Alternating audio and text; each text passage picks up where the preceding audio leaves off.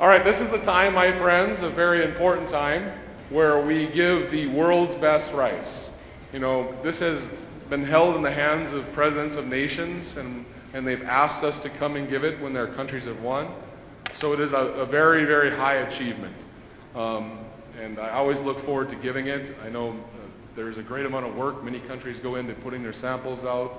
But with that, I'm just going to bring up Patricio, just for 2 seconds, to just talk, just for 1 minute maybe, about just the contest and just how it all is ran, and just, you know, the varied ricing. Please. Well, hello again. Many of you saw me last year. I was honored to be here again this year. Thank you for having me, Jeremy. Thank you all for submitting your amazing samples. This year we involved a brewer as well, because, you know, brewers also use rice as an ingredient sometimes, depending on the style of beer that is being brewed. And we thought that it would be a good addition to have that extra input, not just from the side of a chef, but also from the side of a brewer. And we had 36 samples this year. It was really interesting, even more so than last year. I know I said this last year, but I'm just going to repeat myself. It was enlightening to see how varied rice can be, even if it's the same grain. Different species, different kinds, different types. So what we did is we separated everything into styles: short, medium, long. Specialty, we had wild rice, we had some brown rice. And we tried to cook them evenly to assess them as an ingredient. There was no chef's input. There was we were never evaluating a dish. And it was pretty much unanimous. I mean, it was double blinded, so we didn't know what we were tasting. And once we went back and looked at the key and the key and the key, and oh, all right, we all like this one. It was really interesting. So, I mean, again, I want to thank the chefs, and as Patricia was saying, although we run this chef contest, we also ran a rice beer contest, because you have to have, rice and beer is very important, and it's nice to expand. And so Peter actually won the contest, and he was kind enough to also come and join us with his partner. So I just want to recognize Peter as well. He actually won the rice brewing contest, which the judges who judge that actually do many of the world competitions, and they say the rice beer was one of the best beers, period, that they'd ever tasted in history.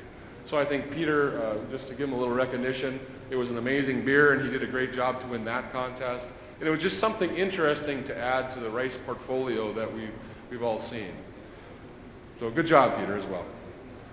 So with that, this is the time where we announce who has won the world's best rice. And I will tell you, it was an interesting competition. And I will first tell you the type of rice, because each one of these is really its own type. The winner will be a fragrant rice. And of course, last year, our Thai friends have won 2 years in a row. So last year was Thai, and the previous year was Thai.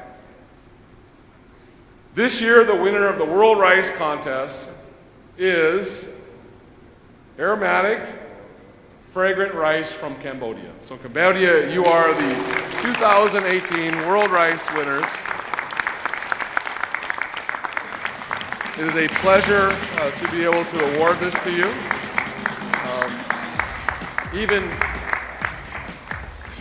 And I know Cambodia has worked very hard.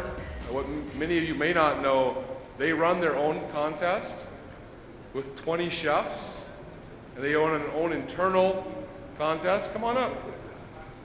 They know precisely how it's being judged, and so they spend a good amount of time. I really appreciate the amount of effort the Cambodian industry has done. And like my friends from Thailand, who are also very much in the running, it's a very similar rice. They are working as an industry to build. And I really respect the efforts the Cambodian industry has done, and professionals such as Martin that have worked to help them build their industry. They have focused on quality, and it is a great thing to see. I expect great things from my Cambodian friends. I can hope they continue to build their industries as a whole, and it's a pleasure to be able to give it to my Cambodian friends again. You have earned it, and I really appreciate the efforts again you go into doing everything for this contest. You are doing a very good job, and this award was earned. So let's give them a great round of applause.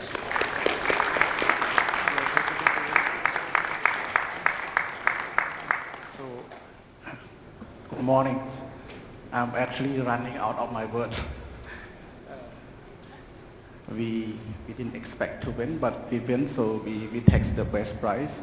As you know, Cambodia, we had won the World Best Ride Award 3 years in a row, 2012, 2013, 14, and now we win again. But like I said, I'm running out of the word, especially thanks to Jeremy, thanks to our friend Subra, and the people behind my back, especially from Thai, they're legend. They've been there for 30 years, 40 years, and we're just young. Cambodia just started to export again in 2009 after 3 decades of civil war. And from there, our export skyrocketed. And this also special thanks to Martins, to IFC, and especially to the team from Cambodian Ride Federation. Unfortunately, the president of Cambodian Ride Federation, he was very busy, so he left yesterday. So we bring the best back to the country, and thanks Vietnam for the host. You know, in Southeast Asia, especially Cambodia, Vietnam, and Thai, we said nham bai, eat rice, breakfast, lunch, or dinner. So rice is life. We said nham bai in Cambodia, Thai, we said kin khao, in Vietnam, angum, something. Apologize if I'm wrong. Yeah. So thank you very much, everyone. I'm very proud. Thank you.